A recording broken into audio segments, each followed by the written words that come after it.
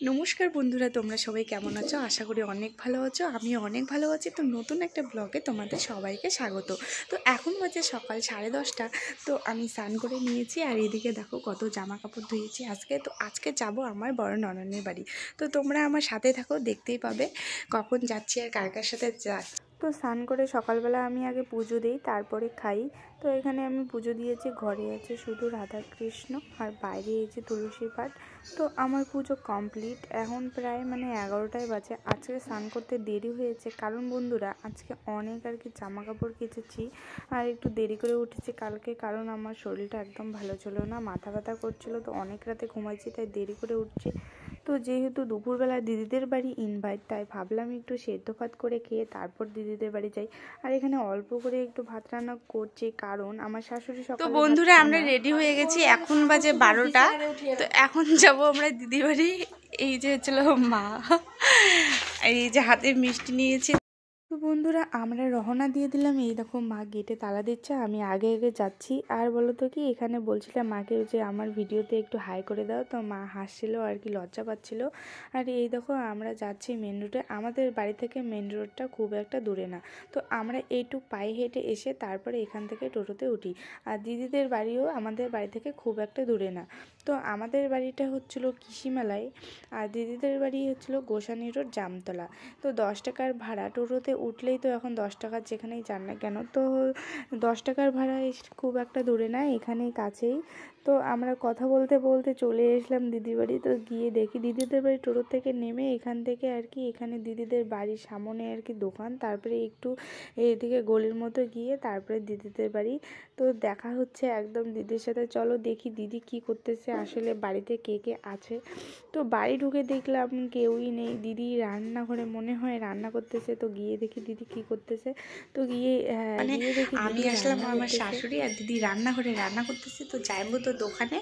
তো তোমাদেরকে পরে দেখা হচ্ছে তোমাদের সাথে, আগে একটু রেস্ট নিয়ে নেই, আসলাম। টাটা।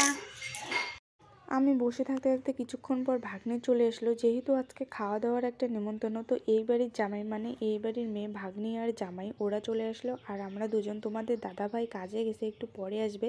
তো এখানে আমার শাশুড়ি মা ভাগ্নিকে খাওয়াই দিচ্ছে, ব্যাপারটা হচ্ছিল দিদার নাতনিকে খাওয়াইতেছে। তারপর একটু পরে জামাইবুর দোকান থেকে আসলো, তো সবাই মিলে একসাথে আড্ডা দিচ্ছি। এই হচ্ছিল আমার দিদির এক যা। এখানে দেখো জামাইবুর দোকান থেকে এসেছে দুপুরবেলা আর কি, দিদি খেতে দিয়েছে। আর জামাইবু নিজে না খেয়ে আমাকে খাওয়াচ্ছে, আমি খাবো না তাও জোর করে খাওয়াচ্ছে। এই ব্যাপারটা কিন্তু সবার মধ্যে হয় না। আমরা এখন খাচ্ছি চানা আর মিষ্টি। যেদিকে আমার শাশুড়ি মা এখন কাটাকাটি করবে, পরে তোমরা দেখতে পাবে সব। এখন আমরা খাই, টাটা।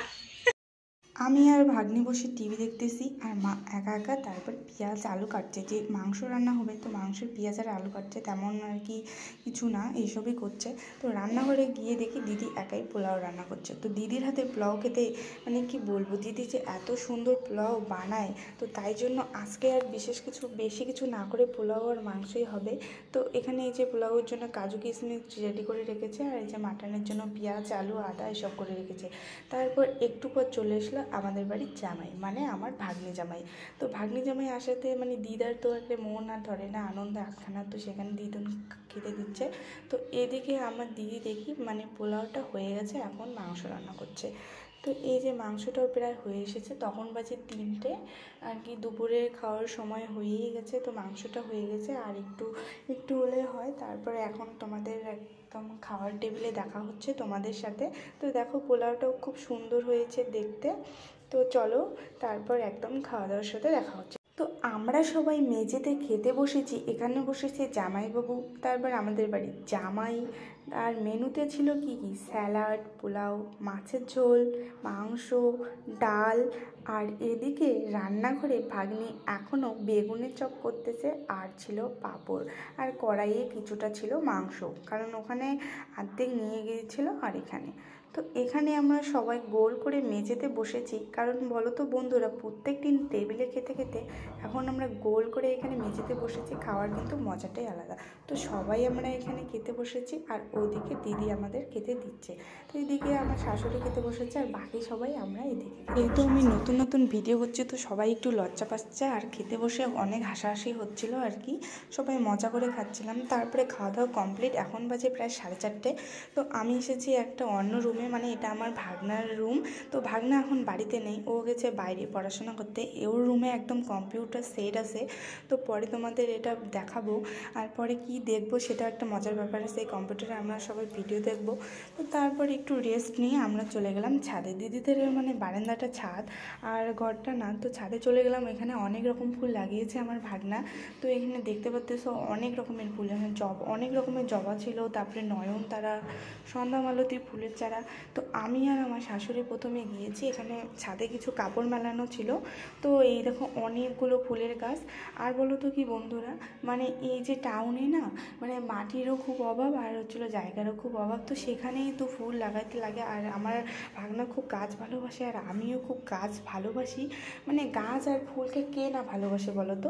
তো প্রকৃতি প্রেমিক সবাই। আর এই দেখো ছাদের থেকে এইদিকে বিল্ডিংগুলো দেখা যাইতেছে, আর এইদিকে একটা নতুন বিল্ডিং হতেছে। তো সেটাও আর কি আমার দিদিদের আত্মীয়র মধ্যে এই বিল্ডিংটা হচ্ছে। তো তারপর দেখলাম যে ছাদে ওখানে জলের ব্যবস্থা আছে, আর দেখলাম গাছগুলো কেমন উস্কো খুস্কো হয়েছে। তো ভাবলাম একটু জল দিই, কী আছে তাতে। তো আমার শাশুড়ি দেখাচ্ছিল কোনটা কী ফুলের নাম, কোথায় কী। তো আমি ওখান থেকে সবগুলা গাছে একটু একটু করে জল দিয়ে দিলাম, কারণ বলো তো কি, আমার গাছ খুব ভালো লাগে। তারপর একটু পরে চলে আসলো জামাইবাবু ছাদে। তো জামাইবাবুকে বলছিলাম কিছু বলো আমার চ্যানেল। তো জামাইবাবু তাকায় হাসে, মানে লজ্জা পাচ্ছিলো বন্ধুকে, কারণ আমি তো নতুন নতুন ভিডিও করছি, আর সবসময় সবার ক্যামেরার সামনে আর কি নিজেকে কমফোর্টেবল মনে হয় না, তাই একটু লজ্জা পাচ্ছে। বললাম ঠিক আছে পরে বলবো, তো হাসতেছে।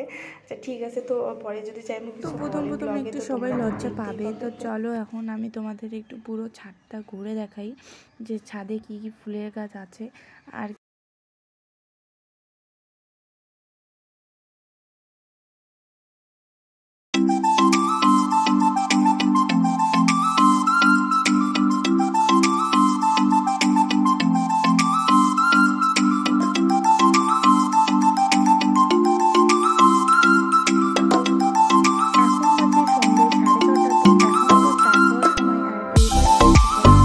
সন্ধেবেলা, আর সেটা হয় লাল চা শরীরের পক্ষে খুব উপকার।